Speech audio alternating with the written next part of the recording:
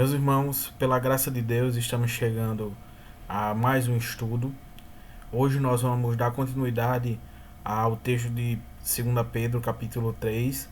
Dessa vez nós vamos ver do verso 10 até o verso de número 14. Na semana passada nós vimos como Deus ele conduz todas as coisas soberanamente e como todas as coisas, toda a história, tudo aquilo que se passa tem um sentido e Deus é soberano sobre isso. Nós vimos como as coisas, o desenvolver das coisas não acontece por acaso, mas Deus, ele é esse Senhor soberano que conduz todas as coisas para a sua glória. Nós vimos que Pedro, ele coloca isso justamente para confortar aquelas pessoas que estavam sendo perseguidas ali pelo Império Romano, que viam pessoas tão mais, com tanto poder, com tanta força e ansiavam pela volta de Cristo, mas ficavam desesperadas, pensando quando o Senhor vai voltar, quando é que isso vai finalmente acontecer. Então Pedro está confortando essas pessoas com o retorno de Cristo.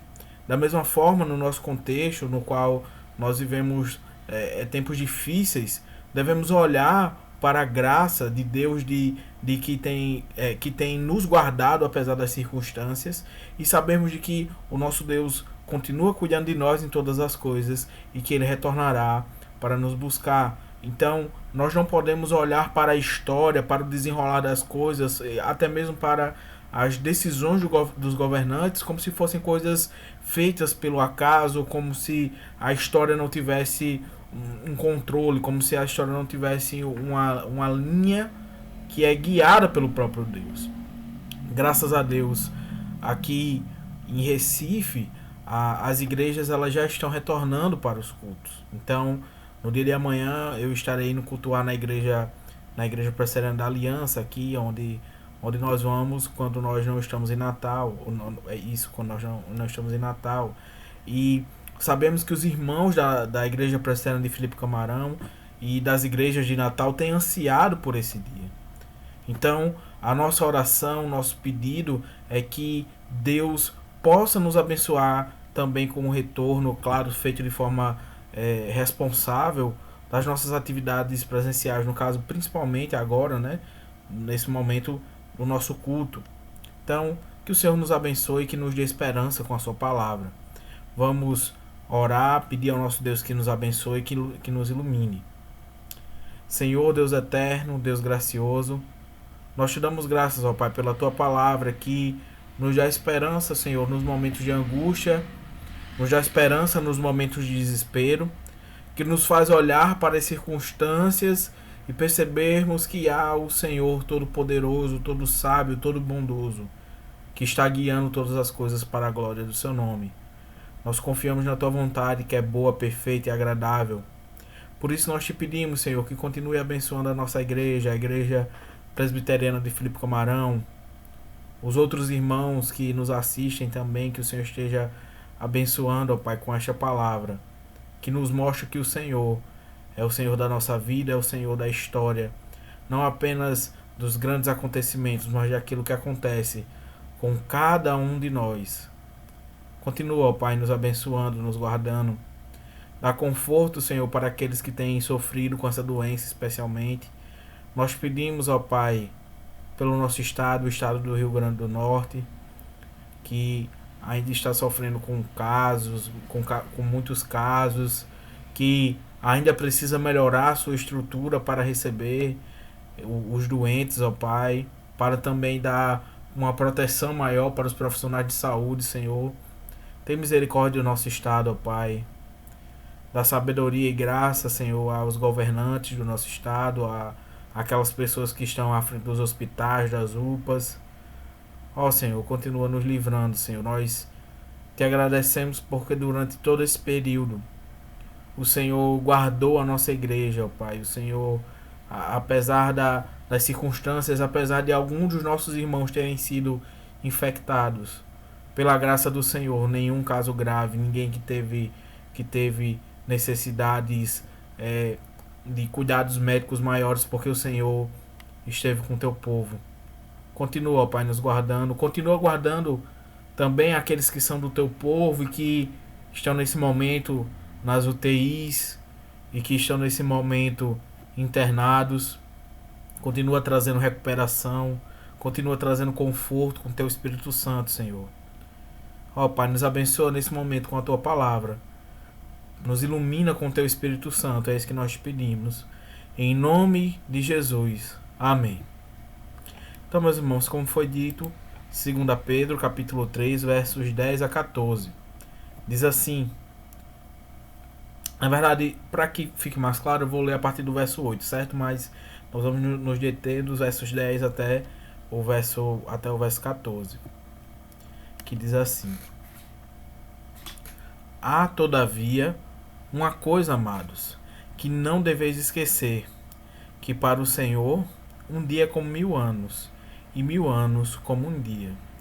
Não retarda o Senhor a sua promessa, como alguns a julgam demorada.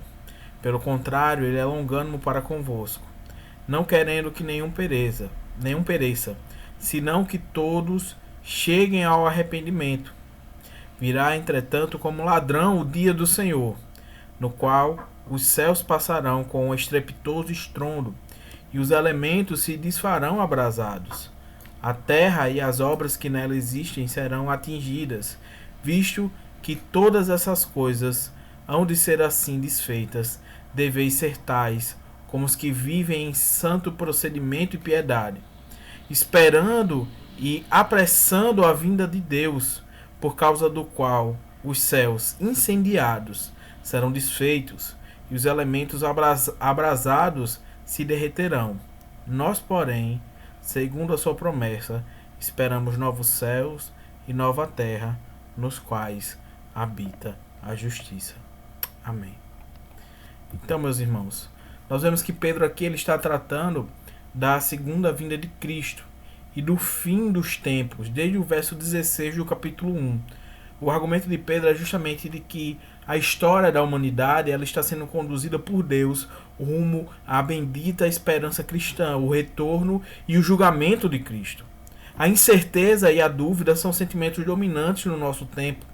A sombra das duas grandes guerras mundiais não vai muito longe e o mundo continua sendo então sacudido por conflitos bélicos, por violência, por doença, por corrupção e tantos outros problemas que nós vemos no nosso dia a dia. Por isso, nós devemos entender que quem conduz a história é o próprio Senhor. E entender isso, ter essa certeza, ter essa noção que é uma noção bíblica, é de crucial importância, a fim de mantermos a nossa fé firme, para que nós possamos então caminhar para o alvo. O nosso breve catecismo fala sobre isso quando fala sobre os decretos de Deus. Diz assim, o que são decretos de Deus? Os decretos de Deus são seu eterno propósito, segundo o conselho da sua vontade, pelo qual, para sua própria glória, ele predestinou tudo o que acontece. Então veja, não é um determinismo. O determinismo ele é cego, ele é sem propósito. O que o breve catecismo nos ensina, baseado na própria palavra de Deus, é que o ser soberano sobre todas as coisas, o Deus triuno, Pai, Filho e Espírito Santo, ele está governando todas as coisas com a justiça, com seu amor, com seu poder e com a sua bondade. Ele mesmo conduz a história. Nós devemos então, ao olhar para o conceito que o mundo tem da história, o conceito que o mundo tem do desenrolar das coisas, e rejeitar essas concepções. Eu vou trazer aqui para os irmãos as principais ideias que são colocadas acerca da história, do desenrolar, como é que eu posso dizer, como se coloca, né, do grande teatro cósmico, né, como eles dizem, da grande história que nós vivemos. Então, na Bíblia, nós vemos que a história ela vai se dividir em 3 grandes eventos: em criação, queda e redenção. Todas as visões de mundo que fogem da Bíblia, elas tentam imitar essa mesma divisão, ainda que de forma inconsciente, e eles fazem isso justamente mostrando que tentando mostrar que nós viemos de algum lugar. Então, por exemplo, eles vão dizer que nós viemos do acaso ou da própria matéria. Eles vão dizer que algum outro Deus criou essas coisas. Eles vão, sem dúvida nenhuma, dizer que existe alguma coisa de errado. E aí eles vão tentar, que no caso seria a queda, eles vão tentar justificar dizendo, talvez seja culpa da sociedade, talvez seja culpa do meio, talvez não exista mal, só existem visões diferentes sobre a mesma coisa. Então eles vão ter uma visão da queda e eles vão ter uma visão de redenção, vão justamente tentar pegar aquilo que está errado, detectar aquilo que está errado e vão tentar dar uma solução para isso. Então eu vou apresentar para os irmãos algumas dessas visões. Nós temos, por exemplo, o conceito que é o conceito linear otimista. Existem aqueles então que acreditam que tem uma visão otimista da história, ainda que eles não acreditem em Deus, nesse Deus soberano e todo-poderoso que governa todas as coisas. Eles creem que o desenrolar natural da história levará o homem para a paz. Então, seja na esperança que eles encontram no marxismo, seja no fim de todo governo, como pregam os chamados anarcocapitalistas, ou até mesmo a fé na ciência e na tecnologia moderna, as pessoas elas esperam que a evolução na história as leve para um futuro então que é livre de angústias, que é livre de problemas, livre de preocupação e também, de certa forma, que é livre de Deus, que é livre da religião. Como se a própria fé nessas coisas não fosse por si só uma religião. Então é como se elas buscassem uma religião sem Deus, como se elas buscassem redenção sem Deus. Esse é o conceito linear otimista. Eles veem a história indo para um ponto e seguindo para um caminho, para um objetivo, e eles veem isso de uma forma otimista, ou seja, eles veem que as coisas vão melhorar. E na verdade a visão deles é que quanto mais nós abandonemos as nossas crenças, quanto mais nós abandonemos o Deus, e principalmente aqui falando o Deus das Escrituras, mais nós vamos evoluir em direção a isso. Essa teoria, meus irmãos, ela gerou uma complacência para com a vida e tem gerado muitos problemas na humanidade. Ela desconsidera então a individualidade humana, afirmando que o importante é a finalidade da vida, o progresso, o indivíduo em si mesmo. Além disso, o progresso da humanidade ele não pode ser medido de forma nenhuma pelos avanços tecnológicos, porque uma vez que essas descobertas e melhoras têm surgido a cada dia, nós vemos que os problemas continuam, as coisas continuam dando errado, as pessoas continuam ainda se matando, se roubando, maldizendo umas às outras. A sociedade está aí para mostrar isso. Então nós vemos claramente que não é o desenvolvimento tecnológico, muito menos o abandono da fé cristã, que vai levar as pessoas até esse estágio. Pelo contrário, nós vemos que quanto mais os valores cristãos eles são afastados da sociedade, mais a sociedade ela apodrece. Um outro conceito, meus irmãos, é o conceito de uma história cíclica, uma história que se repete, criada aqui. Esse conceito foi criado pelos antigos gregos e dizia que a história é como uma roda que gira em ciclos espirais sem ter fim. As nações elas então experimentam fases de ascensão, de subida, de prosperidade e depois entram em declínio, em uma queda, dando lugar ao desenvolvimento de outras nações. Então, embora haja avanços, os ciclos da história são repetitivos. Para esse grupo, então, tudo é resultante do destino e do acaso cegos. Então, eles veem como uma repetição, como algo determinado, mas esse determinismo não é pessoal. Esse determinismo não tem nenhuma figura soberana por trás. Isso acontece porque tem que acontecer. É como se fosse realmente aquela questão de um destino, e esse destino ele é fatal, é uma visão fatalista da realidade. Esse conceito então não leva em conta as interações entre as nações que levam a progressos reais na humanidade. É evidente que a história ela é mais do que uma troca de poderes mundiais e espirais cíclicos intermináveis. Nós vemos que sim, as nações elas chegam, elas se estabelecem e com o tempo ela cai. Nós vemos isso nas escrituras de forma muito clara. Nós vemos os assírios, nós vemos os babilônios, nós vemos os persas, nós vemos os gregos, os romanos, e todos eles chegam na ascensão e caem, mas isso não é uma repetição determinista da história. Isso é o próprio Deus mostrando como esses poderes eles são passageiros. Além disso, na visão de um filósofo alemão chamado Nietzsche, tudo o que fazemos ele se repete na eternidade. Para ele, então isso é um chamado à imoralidade, porque ele pense só na seguinte questão: se você vai passar a eternidade repetindo aquilo que você já fez um dia, você vai querer passar a eternidade fazendo aquilo que é bom para sua carne ou não, repetindo aquilo que é bom para sua carne, bom para os seus prazeres ou não. Então Nietzsche ele tinha essa crença, e essa é uma crença muito presente na nossa sociedade hoje, ainda que de forma inconsciente as pessoas buscam o seu próprio prazer, porque para eles aquele momento é tudo que elas têm, elas não têm uma visão da eternidade. Então esse é mais um conceito que busca então a redenção sem Deus.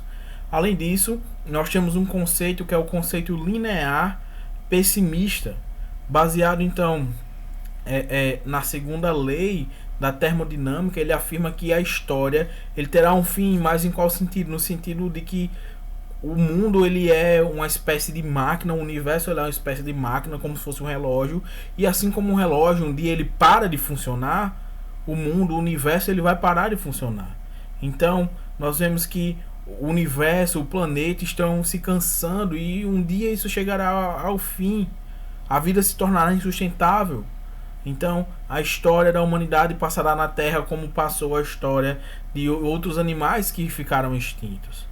Então esse conceito ele vai justamente alimentar um hedonismo, porque busca o prazer a qualquer custo, e o materialismo, o consumismo que nós vemos nos nossos dias. A vida é apenas matéria e nada mais. Então nós vemos aqui uma visão que ela também é linear, como aquela primeira que eu falei, mas eles não veem uma evolução, eles não veem as coisas se tornando boas, mas eles veem isso como um pessimismo. Eles veem que é aquela frase que o apóstolo Paulo fala, né? Comamos e morramos porque amanhã morreremos. Não há sentido na vida. Então visões negativas como o cinismo, a anarquia e a apatia, elas vão surgir dessa concepção de história. Uma outra concepção, meus queridos, é justamente a de um historicismo, a ideia de que tudo é história. Para essas pessoas, a história é uma sequência de acontecimentos sem sentido, sem lei e sem forma. Os fatos eles são observados, e então você busca um sentido lógico para ele, mas ele não tem nenhum significado em si. São justamente aquelas pessoas que tentam mostrar que tudo é uma construção cultural, que tudo é uma construção ideológica, por assim dizer. Então, por exemplo, o gênero, né? Eles vão colocar essa questão que homem e mulher não existem, mas são construções de identidade, né? Eles vão colocar que a própria igreja é algo que surge em algum ponto da história, e por isso ela é apenas mais um ponto de vista que nós temos da vida, assim como nós temos o islamismo, assim como nós temos o budismo. E aí todas as visões elas são válidas porque elas surgem na história e são parte do movimento natural da história. Esse conceito então é típico também de uma visão materialista da vida. Também tem um pessimismo em relação ao futuro. Ele revela então o ceticismo e o desespero do homem que não aceita o ensino bíblico a respeito de Deus, a respeito do homem e a respeito do próprio universo. Nós vemos então que Pedro aponta o lado negativo e depois positivo de nossa bendita esperança. Ele vai colocar que a história, antes e acima de tudo, está sob o controle definitivo de Deus. A Bíblia declara que Deus controla a história, Ele é o Criador de todas as coisas.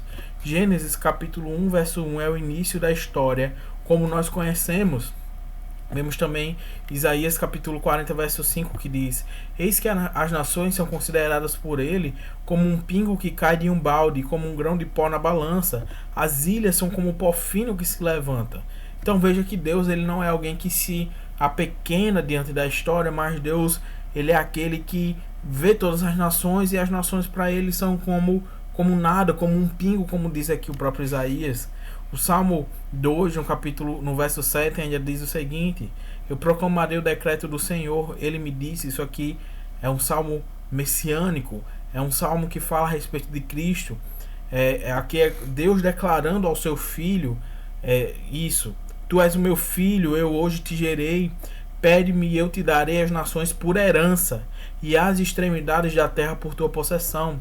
Com vara de ferro as regerás, e as despedaçarás como um vaso de oleiro. Agora, pois, ó rei, sede prudentes e deixai-vos advertir, juízes da terra. Então veja que o domínio de Deus ele não está restrito às coisas naturais, a uma catástrofe, um maremoto, um terremoto, não está restrito às coisas da criação, mas os próprios homens, os próprios reis, os governantes, as nações estão nas mãos do Senhor. Os eventos da revelação bíblica, eles nos demonstram, meus irmãos, que a história ela tem um propósito. A formação de Israel como nação, a vinda do Messias, anunciada lá desde o início, desde Gênesis capítulo 3, verso 15, a história da igreja, são expressões desse propósito divino na história.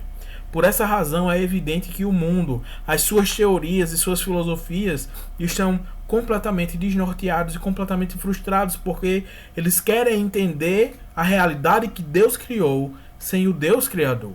A revelação divina, então, é ao mesmo tempo sobrenatural e ela é miraculosa, pois mostra que Deus irrompe na história, intervindo em favor do seu propósito eterno, dos seus decretos, como nós vimos na pergunta 7 do breve catecismo. Então, nós vemos que, em primeiro lugar, a criação explica isso. Deus ele é o Criador e o Senhor da própria história. Mas nós vemos também que algo deu errado. Deu errado no sentido de que existe algo errado com a humanidade, existe algo de errado com o mundo. E isto é a queda, que como nós já vimos aqui, a queda é culpa do homem, é culpa de Satanás. Deus, ele no seu propósito divino e eterno, permitiu que isso acontecesse. Mas Deus não é o autor do pecado, Deus não é o autor do mal. A queda, ela nos explica os problemas que ocorrem justamente na história. Deus criou o mundo e o homem completamente bons, mas nós sabemos que o homem se rebelou e pecou contra Deus. Em decorrência disso, todas as contradições, todas as dificuldades, todos os problemas da humanidade têm a sua raiz na entrada do pecado na história da humanidade. A queda do homem no pecado afetou tanto a si próprio quanto toda a criação e a sua história. A história, a criação da humanidade estão sujeitas em esperança ao domínio do pecado até o tempo determinado por Deus na consumação de tudo. É o que nós vemos em Romanos capítulo 8, versos 20 ao 23, que diz assim: pois a criação está sujeita à vaidade, não voluntariamente, mas por causa daquele que a sujeitou, na esperança de que a própria criação será redimida do cativeiro da corrupção para a liberdade da glória dos filhos de Deus. Porque sabemos que toda a criação a um só tempo geme e suporta angústias até agora.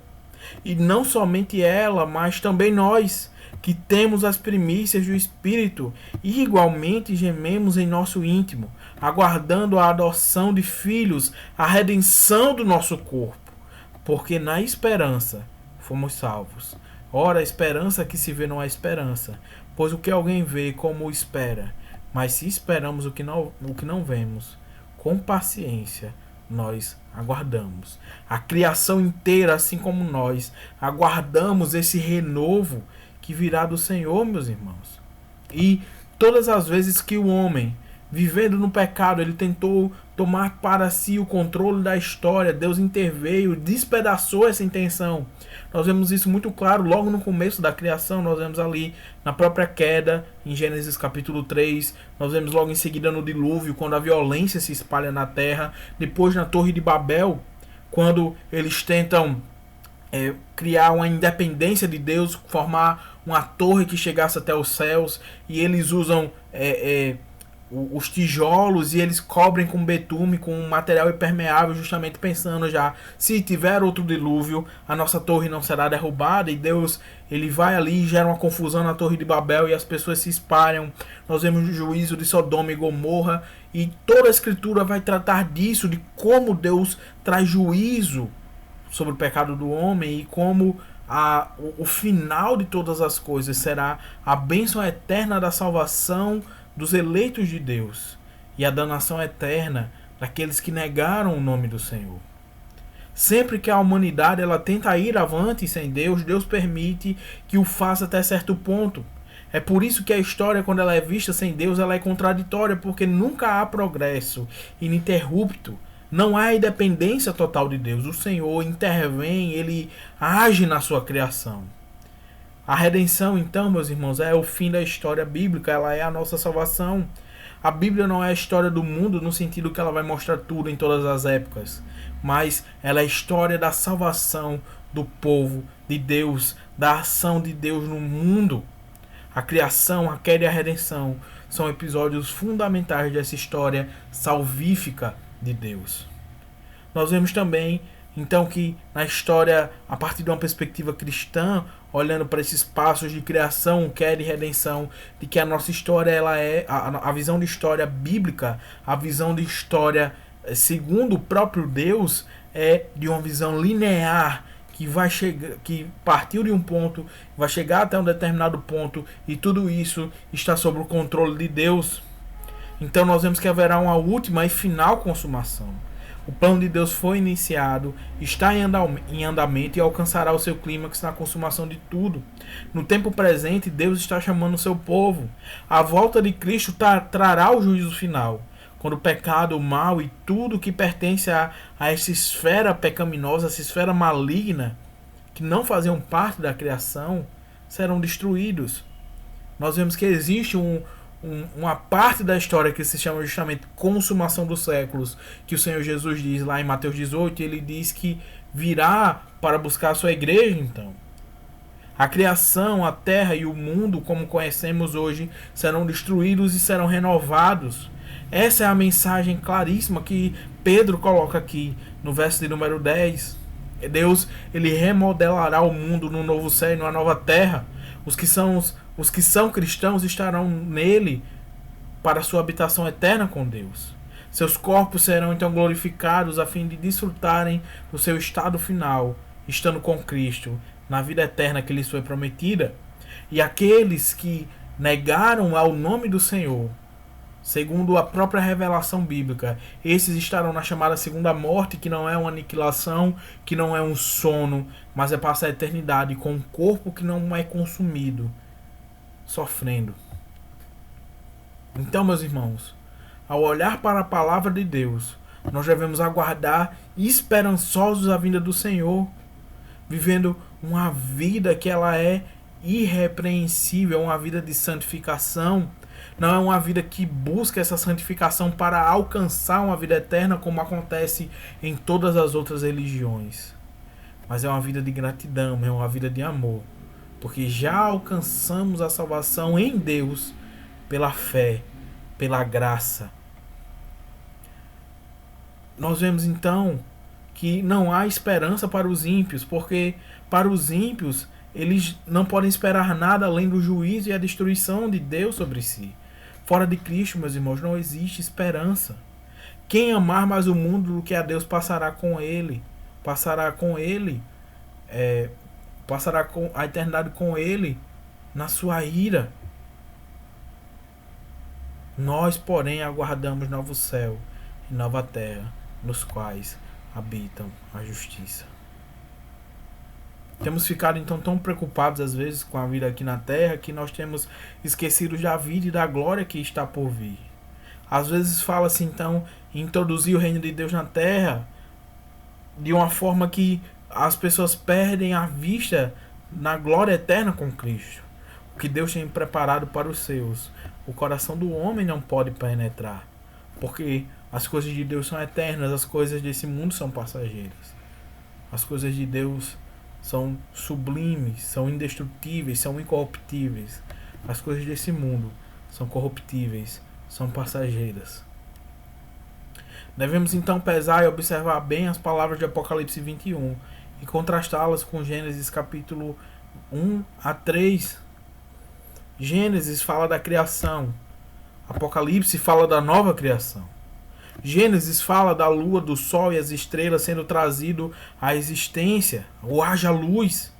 Nós vemos então em Apocalipse que a glória de Deus é a nossa luz. Nós não precisamos mais dos luminares, não haverá noite, porque o próprio Senhor iluminará todas as coisas. Nós vemos em Gênesis como o paraíso, o caminho ali foi perdido, Nós vemos em Apocalipse que o paraíso ele é reconquistado em Cristo. O caminho é reaberto em Cristo, como nós vemos em Hebreus, na carta aos Hebreus. Em Gênesis, nós vemos ali o poder do diabo de conquistar ali o coração de Adão e Eva, fazendo com que a morte e o pecado entrassem no mundo. E aqui em Apocalipse nós vemos a derrota definitiva do inimigo de Deus, o inimigo das nossas almas. Em Gênesis nós vemos que o homem se esconde de Deus por causa do pecado. Nós vemos em Apocalipse que Deus ele habita com o homem redimido. Nós vemos e devemos saber, meus irmãos, que a nossa visão das últimas coisas não é de simplesmente coisas que vão acontecer num futuro distante, mas de coisas que já começaram a acontecer. Por exemplo, João capítulo 1, verso 14 vai dizer que o verbo se fez carne e habitou no meio de nós, cheio de graça e de verdade. Graça como do unigênito do Pai. A palavra que é utilizada ali para habitou no meio de nós, a mesma palavra utilizada para tabernáculo. O tabernáculo que ficava no meio das 12 tribos de Israel. Cristo, ele então, ao se tornar carne, o autor ali está dizendo, João, que Cristo ele se tornou o nosso tabernáculo. A habitação de Deus conosco, ele já começou, e isso se dará de forma plena quando nós recebermos, quando ele nos receber em glória completa. Então devemos saber, devemos ter certeza de que essas coisas já estão se cumprindo, porque Cristo já veio na sua primeira vinda. E as coisas têm se cumprido e hão de se cumprir até o final, até o retorno, até quando ele virá e reinará definitivamente sobre todas as coisas. Nós vemos também o homem, lá em Gênesis, tendo desobedecido a Deus e tendo sua proibição de comer a árvore da vida. Em Apocalipse nós vemos que esse acesso é refeito. Lá existe a árvore que ela dá o fruto de mês em mês, então é possível ir até a árvore da vida. Nós vemos também que o homem ele é expulso da presença de Deus em Gênesis, e em Apocalipse o homem volta a morar com Deus eternamente na nova criação, sem o pecado, sem o diabo, sem a morte. Então, qual é a nossa reação a esta promessa de Deus? Nós devemos então aguardar o dia do Senhor. Outra tradução para o termo que Pedro usa aqui é justamente olhando a sua espera. Pedro enfatiza o verbo olhar. A esperança e a expectativa do cristão não estão nesse mundo, mas no mundo vindouro. O mundo vai perecer e as pessoas precisam se arrepender de seus pecados para poderem viver com Deus. O mundo já está condenado e não tem esperança de vir a melhorar a parte da graça de Deus. Deus já o condenou, já preparou um novo céu e a nova terra para os que se arrependerem e crerem no Evangelho. Isso não significa que nós não devemos nos preocupar com esse mundo, que nós não devemos nos preocupar com a nossa família, com questões de meio ambiente, que nós não devemos cuidar da própria criação que já existe. Mas que nós não devemos perder a cabeça diante das coisas prometidas e desejadas, como se as reformas sociais, como se a política fosse trazer a nossa salvação. Elas não salvarão o mundo da destruição final. A reforma social, sem a pregação do Evangelho, sem a verdadeira proclamação de Cristo e da sua cruz, não é nada além de engodo, além de uma falsa mensagem. Porque o melhor não é o que tentamos criar aqui, mas o que Deus está preparando para nós hoje. Deus ele já tem o nosso lugar. Deus ele já tem a nossa morada. Além disso, meus irmãos, nós vemos que nós devemos aguardar esse dia, foi o que nós vimos aqui, e nós devemos nos preparar para esse dia. A vida moral, a ética e a conduta cristã, elas são definidas então em termos de esperança, e não porque elas são algo para alcançar alguma coisa. Não são coisas que nós fazemos como uma barganha com Deus, mas nós fazemos na certeza, na esperança de que o Senhor é galardoador daqueles que o buscam. A prática da justiça aqui, meus irmãos, é uma implicação lógica da vida futura. É dito nas Escrituras: se vocês me amam, vocês vão guardar os meus mandamentos. É dito pelo apóstolo Paulo que o fim da lei é Cristo e o fim da lei é o próprio amor. Se nós não vivemos em amor, se nós não vivemos de acordo com a palavra do nosso próprio Deus, nós estaremos vivendo segundo a concepção do próprio mundo. Quem espera morar num lugar onde habita a justiça precisa aprender a praticar ela hoje aqui na terra. 1 João 3 diz que se somos herdeiros e filhos de Deus, devemos então ser semelhantes a Ele. Por isso nós devemos viver a vida que se espera e que é ensinada a nós. Nós não devemos então ter essas concepções erradas de que talvez só com o trabalho, talvez só com o estudo as coisas vão melhorar. Sem Deus não há esperança. Devemos viver o hoje, devemos então fazer aquilo que der no nosso coração, porque tudo o que nos resta é esta vida aqui. Isso é desesperança completa.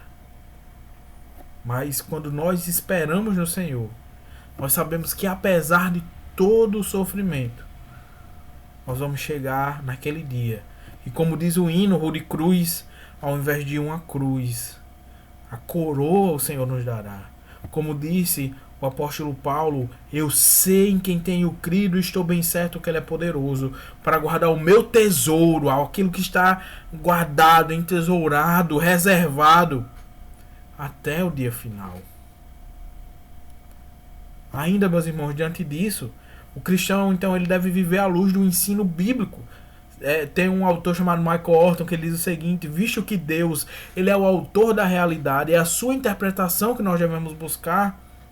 Então, quando nós damos ouvidos às coisas do mundo, e aqui eu não estou dizendo, por exemplo, a respeito de um médico que cuida de você e que manda você tomar um remédio, eu não estou falando a respeito de coisas, digamos assim, mais pragmáticas. Espero que os irmãos entendam no sentido de que um pedreiro que está na sua casa, uma pessoa que quer, talvez um amigo que quer lhe ajudar, lhe aconselhar de alguma forma.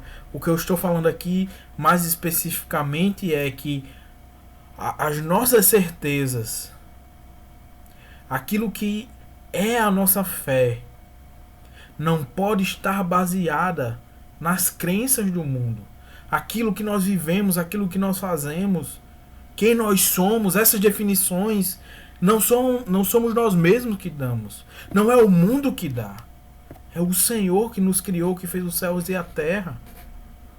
O mundo, ele não vai dizer quem nós somos. Deus diz quem nós somos. O mundo, ele não vai melhorar por meio dos seus esforços de viver sem Deus. Pelo contrário, Deus a cada dia nos mostra como somente nele há esperança. Nós vemos então que o chamado de Pedro é para que sejamos realistas e coloquemos a nossa esperança na provisão de Deus em Cristo para a nossa salvação.